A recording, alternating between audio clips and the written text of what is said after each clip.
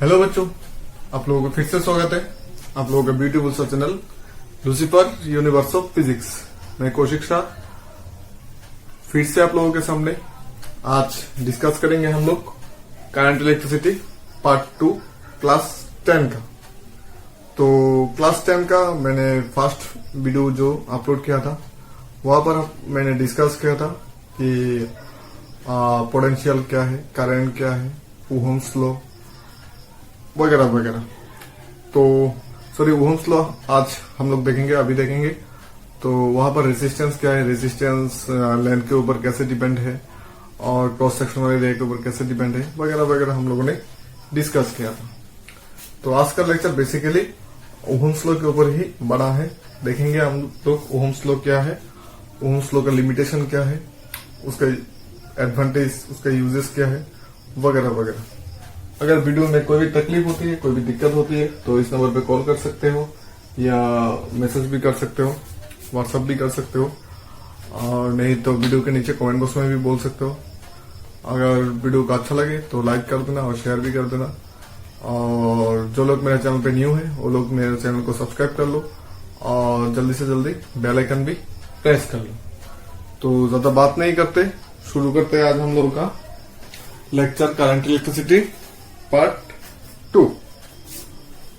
तो आज का हम लोगों का फर्स्ट क्वेश्चन जो है वो बना है ओहम्स लॉ के ऊपर। तो ओहम्स लॉ क्या है वो पहले हम लोगों को जानना पड़ेगा, समझना पड़ेगा।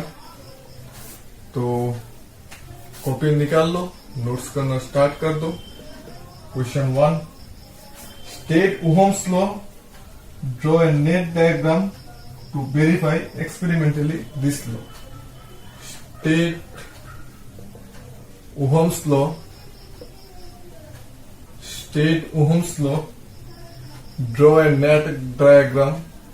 Draw a neat diagram. Draw a neat diagram to verify experimentally this law. To verify experimentally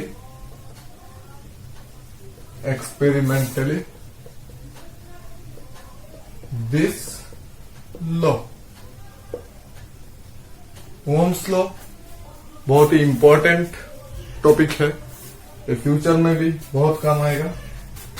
तो पहले देख लेते हैं कि ओहम्स लॉ क्या है। ठीक है, पहले इसका स्टेटमेंट लिख लेते हैं। The current flowing in a conductor, the current flowing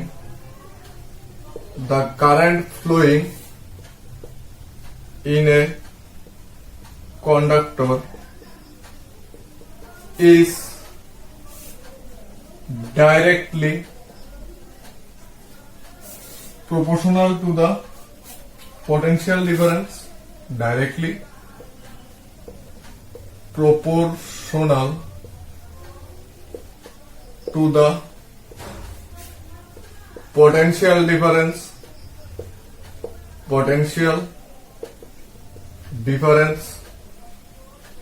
directly proportional to the potential difference across its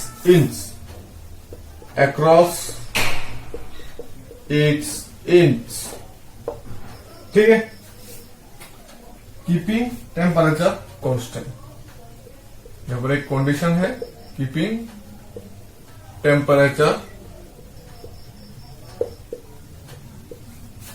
constant. ठीक है, टेम्परेचर कांस्टेंट रखना पड़ेगा। ठीक है, फिर हम लोगों का क्वेश्चन है ड्रॉ ए नेट डायग्राम। तो चलो डायग्राम ड्रॉ करते हैं। ये मान लो हम लोगों का एक रेजिस्टेंस है। ठीक है, तो ये हो गया हम लोगों का बैटरी या पोटेंशियल डिफरेंस। तो इसमें से करंट फ्लो हो रहा है आई, बैटरी का वोल्टेज मान लो ईएमएफ ई है, यहां पर पोटेंशियल भी है, यहां पर पोटेंशियल भी। ये मान लो पॉइंट ए, ये मान लो पॉइंट बी, इसका रेजिस्टेंस मान लो आर। ठीक है, तो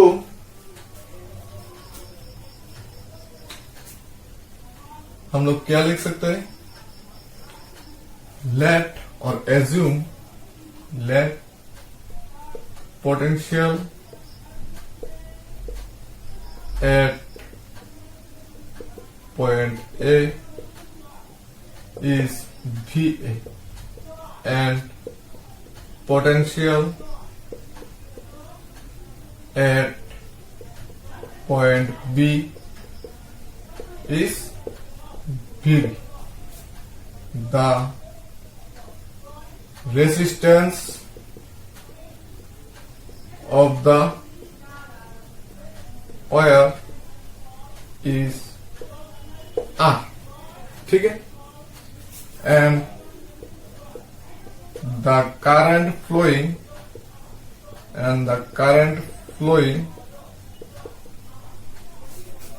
through the circuit, through the whole circuit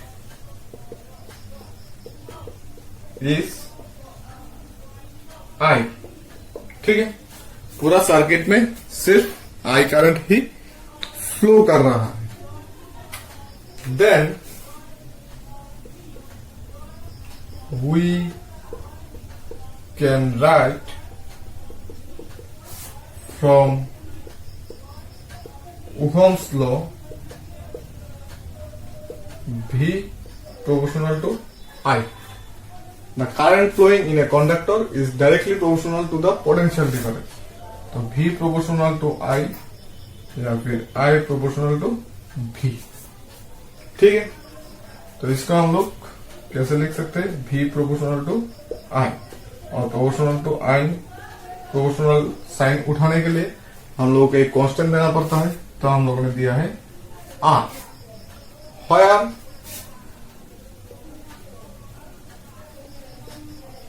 R is constant and it is called resistance of oil. R क्या है, R एक कांस्टेंट है जिसको बोलते हैं रेसिस्टेंस ऑफ ऑयल. ठीक है, तो यहां से देखो V equals to I R, तो I equals to V by I, ये रिलेशन आ जाता है हम लोगों का. मीन्स कोई भी एक कंडक्टर का पोटेंशियल डिफरेंस और करंट का जो रेशियो है वो ये होता है हम लोगों का R, मीन्स रेसिस्टेंस. ठीक है, कॉपी कर लो.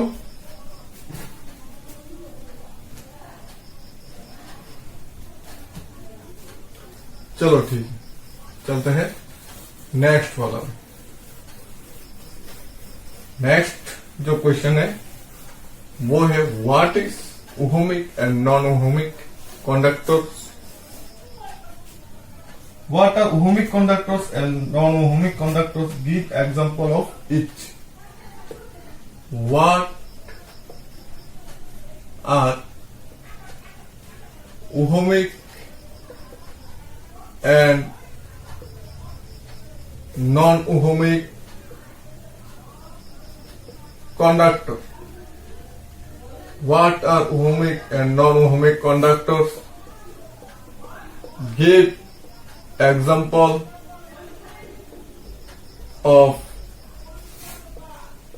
ohmic and non-ohmic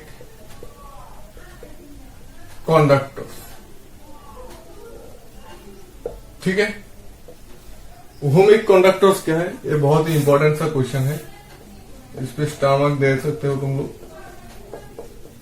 5 star. ठीक है, what are ohmic conductors and non ohmic conductors. Generally those conductors obey the Ohm's law is called ohmic conductor. जो कंडक्टर और जो मटेरियल्स ओहम्स लॉ फॉलो करता है, वेरीफाई करता है, उसको बोलते हैं ओहमिक कंडक्टर. और जो कंडक्टर्स और जो मटेरियल्स ओहम्स लॉ को ओबे नहीं करता, वेरीफाई नहीं करता, उसको बोलते हैं नॉन ओहमिक कंडक्टर्स. ठीक है, तो ohmic conductors or linear resistances, linear resistances, same बात है. The conductors which obey Ohm's law, the conductors which obey Ohm's law is called ohmic conductor or are called ohmic conductors. ठीक है, बहुत छोटा सा डेफिनेशन है.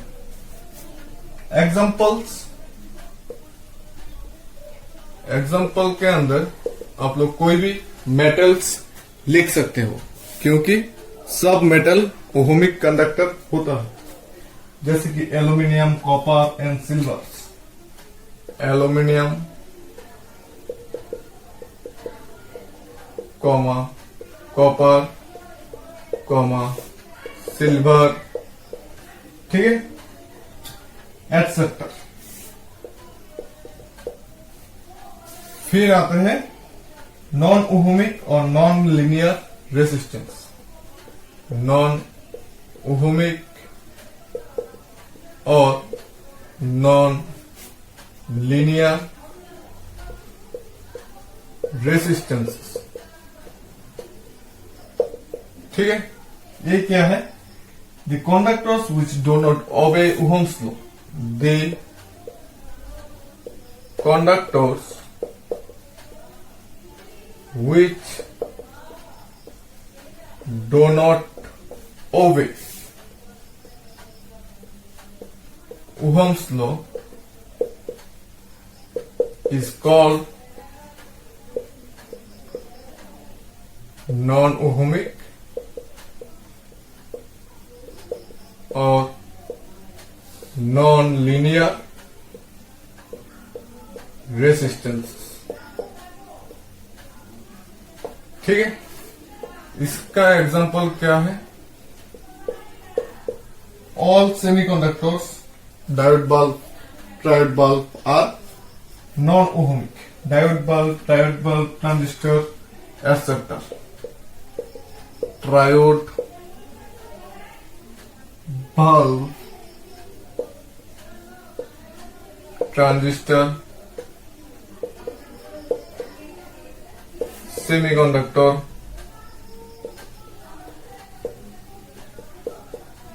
etc. ये सारे नॉन ओहमिक कंडक्टर में आते हैं क्योंकि ये ओहम्स लॉ ओबे नहीं करते. ठीक है, तो नेक्स्ट जो क्वेश्चन है वो है super conductor. What is super conductor? अच्छा, ये तो हम लोगों ने डेफिनेशन लिख दिया है कि जो ओहम्स लॉ ओबे करता है इसको बोलते हैं ओहमिक कंडक्टर. जो ओहम्स लॉ ओबे नहीं करता इसको बोलते हैं नॉन ओहमिक कंडक्टर. तो actually ohm's law obey means जिसका मतलब ओहम्स लॉ क्या था हम लोगों का? Voltage is proportional to current और current is proportional to voltage. तो जनरली हर ओहमिक कंडक्टर में वोल्टेज जो है वो करंट के साथ प्रोपोर्शनल होते हैं. मतलब कोई मटेरियल या कोई अगर कंडक्टर ऐसा हुआ हो तो कि जो वोल्टेज इंक्रीज करने से करंट डिक्रीज हो जाता है या करंट के साथ वोल्टेज लिनियरली प्रोपोर्शनल नहीं है, कुछ दूसरा रिलेशन है, तो वो हम लोगों को लिए आ जाएगा नॉन ओहमिक कंडक्टर पे. जैसे कि सेमीकंडक्टर. ठीक है, सेमीकंडक्टर मीन्स जो कंडक्टर और इंसुलेटर के बीच का मटेरियल है. ठीक है, तो इस बाद में डिस्कस करेंगे. और एक क्वेश्चन लिख लेते हैं, question number 3. What is superconductors and what is the necessary condition for a conductor to obey Ohm's law? What is superconductors? Superconductors and what is the necessary condition and what is the necessary condition, what is the necessary condition for a conductor, for a conductor obey Ohm's law? Ohm's law obey करने के लिए जो conductors है उसका necessary condition क्या होना पड़ता है, ठीक है। तो पहले देख लेते हैं कि सुपर कंडक्टर क्या है। Super conductor, what is super conductor, वो देख लेते हैं पहले। The substances which lose resistance when they are cooled, the substances which lose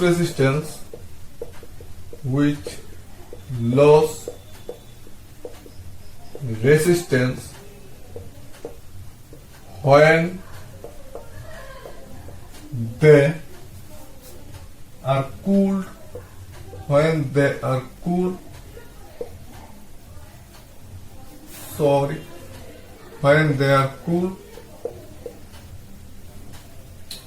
to very low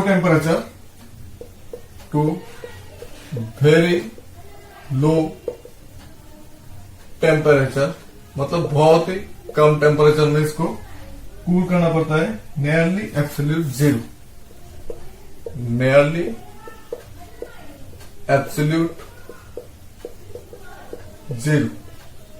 nearly क्यों बोला है? क्योंकि एब्सोल्यूट जीरो पे पहुंचना नामुमकिन है, इसलिए नियरली एब्सोल्यूट जीरो मतलब इसके आसपास आर कॉल्ड सुपर कंडक्टर,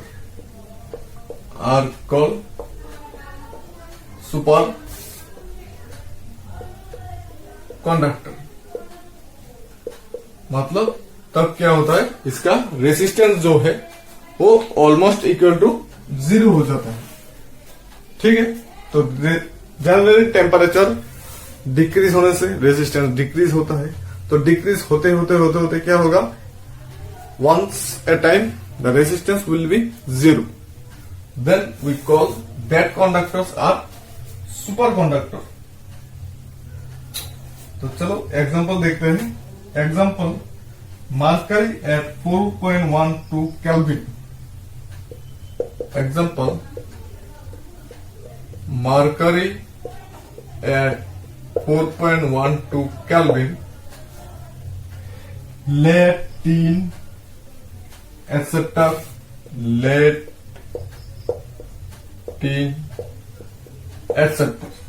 ठीक है, and this phenomenon is called superconductivity, and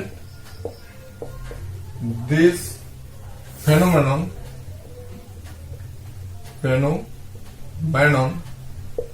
is called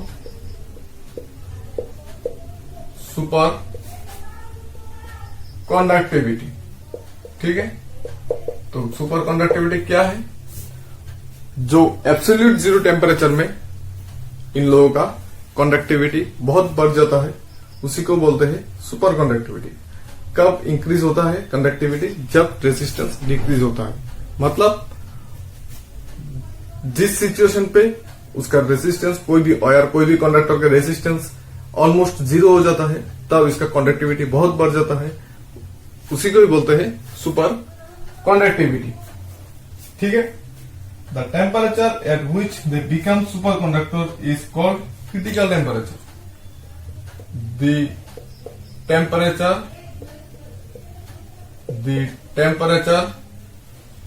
at which they become superconductors,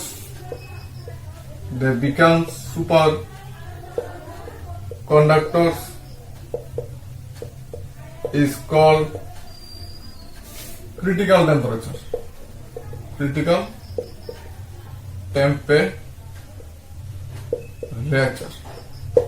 ठीक है। Conditions for conductor to obey Ohm's law, ये भी क्वेश्चन में है। कंडीशंस टू और for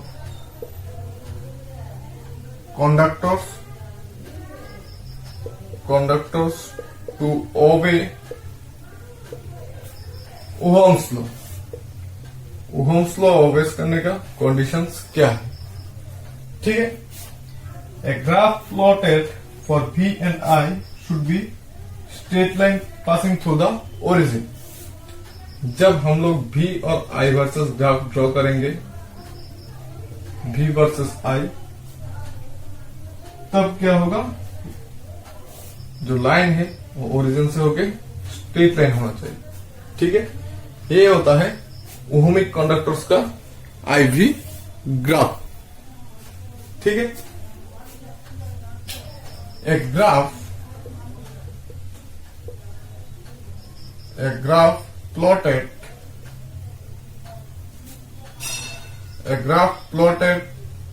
for V and I should be passing through the origin,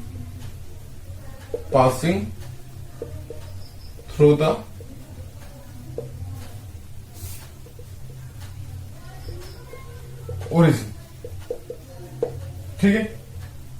तो here R equals to del V by del R equals to slope of voltage V versus I graph. V versus I graph का resistance क्या होता है, हम लोगों का जो slope है वही होता है, ठीक है। तो अभी हम लोग ग्राफ के बारे में थोड़ा डिस्कस कर लेते हैं। ये ग्राफ कैसे आएगा, कहां से आएगा।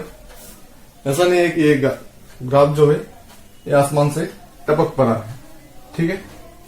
तो हम लोगों ने थोड़ी देर पहले एक सर्किट कुछ ऐसा दिखाया था, जिसमें एक रेजिस्टेंस था, जिसमें एक बैटरी था, एक कंप्लीट था। यहाँ पर हम लोगों ने वोल्टेज दिया था VA, VB, करंट दिया था I, ठीक है। तो अगर हम लोग इस वोल्टेज को चेंज करते हैं तो ये I भी चेंज होगा, ठीक है, क्योंकि V proportional to I, V और I का बीच में प्रोपोर्शनल टू रिलेशन है। तो V चेंज करने से I भी चेंज होगा। तो अगर हम लोग V को चेंज करते हैं, जैसे कि मान लो हम लोगों ने V को थोड़ा थोड़ा करके चेंज कर रहा है, V को 0, 5, 10, 15, तब I का कितना चेंज होता है, अगर हम लोग मेजर करके लिख देते हैं 0, 5, 10, 15 ऐसा करके, तब हम जब V और I को पुट करेंगे ग्राफ पेपर में, ग्राफ तो तुम लोगों ने करा ही होगा क्लास 9 में 8 पे, जैसे कि V का वैल्यू 0, 0, फिर 5, 5, फिर 10, 10, फिर 15, 15 ऐसा करके अगर हम लोग वैल्यूज को पुट करेंगे, फिर इसको ज्वाइन करेंगे, तब एक स्ट्रेट लाइन आएगा जो ओरिजिन होके गुजरेगा। अगर ऐसा होता है तो हम लोगों का जो कंडक्टर्स है वो ओहम्स लॉ ओबे करेगा। अगर स्ट्रेट लाइन नहीं आता है, कुछ ऐसा या ऐसा आता है, तो हम लोगों का जो कंडक्टर्स हमने लिया है वो ओहम्स लॉ ओबे नहीं करेगा, ठीक है। तो ओहम्स लॉ ओबे करने का मस्ट कंपलसरी कंडीशन वही होता है कि अगर हम लोग कोई भी कंडक्टर्स का V वर्सेस I ग्राफ निकालते हैं और ये ओरिजिन होके गुजरता है, तो ये हो जाएगा हम लोगों का ओहमिक कंडक्टर, ठीक है। और रेजिस्टेंस क्या है, रेजिस्टेंस है V by I, जैसे कि V प्रोपोर्शनल टू I, वहां से हम लोगों ने देखा था V इक्वल्स टू IR, तो I था V by I। तो यहाँ पर हम लोगों ने जो V के पहले जो एक ट्रायंगल सिंबल यूज किया है उसको बोलते हैं ग्रीक वर्ड डेल्टा। तो delta stands for change, small change. Delta stands for small change, मतलब थोड़ा सा वोल्टेज का चेंज और थोड़ा सा वोल्टेज का करंट का चेंज, दोनों का रेशियो आर होता है। तो मान लो हम लोग थोड़ा सा पार्ट यहां से यहां तक कंसीडर करते हैं, तो यहां से यहां तक में इस एक्स एक्सिस में अगर वोल्टेज होता है तो वोल्टेज का भी चेंज होगा, यहां से यहां तक इतना वोल्टेज, यहां से यहां तक करंट भी चेंज होगा, ठीक है ना। तो इन दोनों का रेशियो भी हमारा रेसिस्टेंस होगा, ठीक है, समझ में आ गई बात। इन दोनों का रेशियो भी हम लोगों का रेसिस्टेंस होगा, ठीक है। तो चलो चलते हैं नेक्स्ट क्वेश्चन पे, क्वेश्चन नंबर 4। ये भी तुम लोगों के लिए मतलब क्लास 10 सिलेबस के लिए बहुत इंपॉर्टेंट है। क्वेश्चन नंबर 4 एग्जाम में तो आएगा ही आएगा, कोई भी बोर्ड मान लो। Question number 4, write factors on which resistance of a conductor depends. Write factors on which resistance of a conductor depends. ठीक है। How will you derive definition of resistivity? How will you derive the expression for resistivity? ठीक है, और specific resistance from it, और specific resistance from it, ठीक है।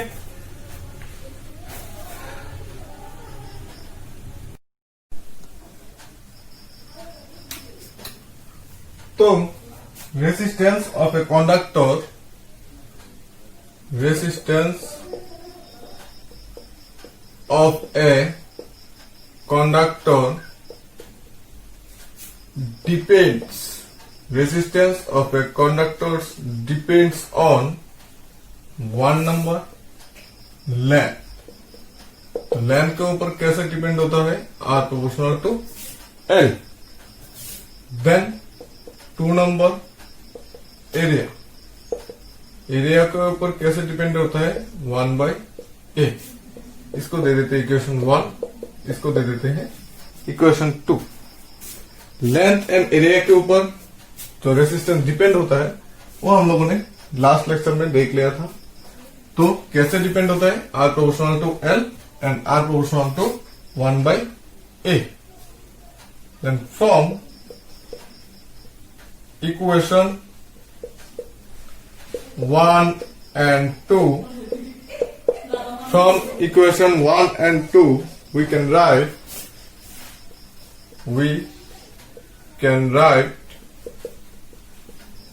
R proportional to L/A। दोनों equation एक साथ करने से हम लोग क्या लिख सकते हैं, R proportional to L/A। तो प्रोपोर्शनल टू साइन अगर हम लोग हटा देते हैं तब हम लोग को एक कांस्टेंट देना पड़ता है, यहां पर हम लोग देते हैं रो, ठीक है। और रो को क्या बोलते हैं, फायर। रो इज द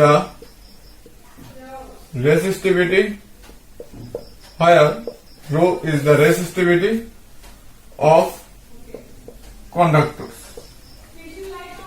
ठीक है। रो क्या है, रो है हम लोगों का रेसिस्टिविटी, ठीक है। और यहां पर हम लोग रो इक्वल टू क्या लिख सकते हैं, RA/F, ठीक है। Then if R equals to 1, A equals to 1 and L equals to 1, then नहीं तो A equals to 1, L equals to 1 होने से if a equals to 1 and L equals to 1, then we can say rho equals to R. Means कोई भी एक wire का अगर cross sectional area unit होता है और लेंथ भी यूनिट होता है, तब इसका जो रेजिस्टेंस होगा वही होगा रेसिस्टिविटी। ठीक है, तो रेसिस्टिविटी का डेफिनेशन हम लोग कैसे लिख सकते हैं वो भी देख लेते हैं।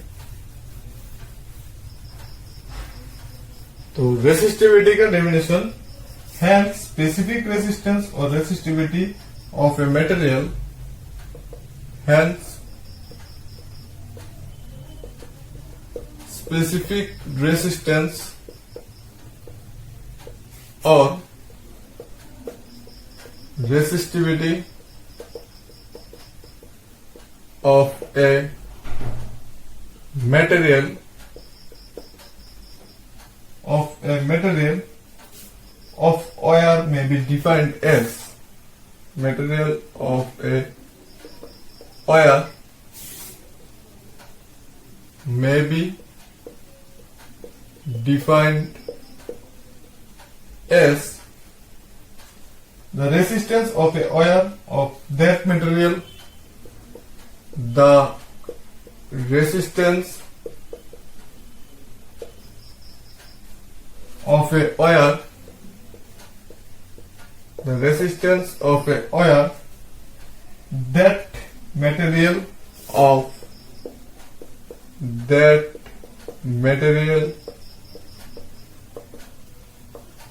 of unit length and unit cross sectional area, unit length and unit cross sectional area. ठीक है, ये हो गया हम लोगों का रेसिस्टिविटी का डेफिनेशन।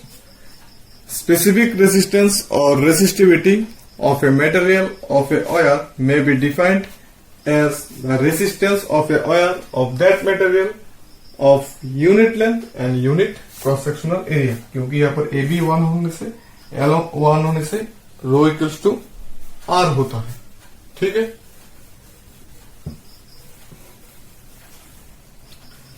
तो resistivity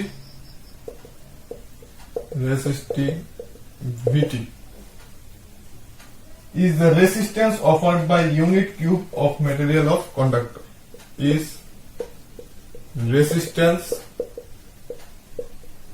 offered by unit cube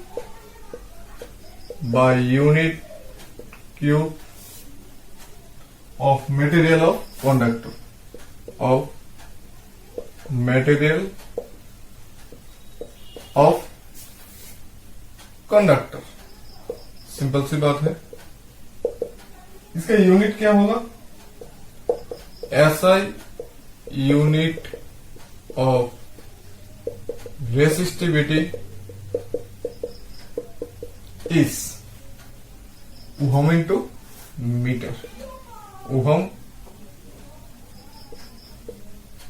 into metre. ठीक है, शॉर्ट फॉर्म में लिख सकते हैं ओहम डॉट मीटर। समझ में आएगा? तो रेसिस्टिविटी क्या है? जैसे कि हम लोगों ने देखा था A equals to 1, L equals to 1 होने से R इक्वल्स टू रो होता है, वहां से हम लोगों ने ये डेफिनेशन लिखा है। तो देखो A इक्वल्स टू 1 और L equals to 1 means cross sectional area भी 1 और लेंथ भी 1। अगर हम लोग एक क्यूब पकड़ लेते हैं जिसका लेंथ, ब्रेथ, हाइट सारा इक्वल है और वो है 1, तो क्यूब का क्रॉस सेक्शनल एरिया भी 1 आएगा और क्यूब का हाइट भी 1 आएगा। तो 1 और यूनिट लेंथ का क्यूब होने से, यूनिट ब्रेथ और यूनिट हाइट होने से क्या होगा? उसका जो रेजिस्टेंस होगा वो होगा उस वायर और उस मटेरियल का रेसिस्टिविटी। तो रेसिस्टिविटी जो है वो डिपेंड किसके ऊपर होता है? Mainly depend upon materials of conductor. ठीक है, जो रेसिस्टिविटी होता है वो कंडक्टर के मटेरियल्स के ऊपर डिपेंड होता है। ठीक है, तो आज के लिए इतना ही काफी है। नेक्स्ट वीडियो में थोड़ा और कुछ नई बातें लेके मिलते हैं, फिर चले जाएंगे न्यूमेरिकल पे। बहुत सारा न्यूमेरिकल करना है इस चैप्टर से, तो धीरे धीरे देखेंगे कितना न्यूमेरिकल होता है। तो आज के लिए इतना ही काफी है, मिलते हैं नेक्स्ट वीडियो में, तब तक के लिए टाटा।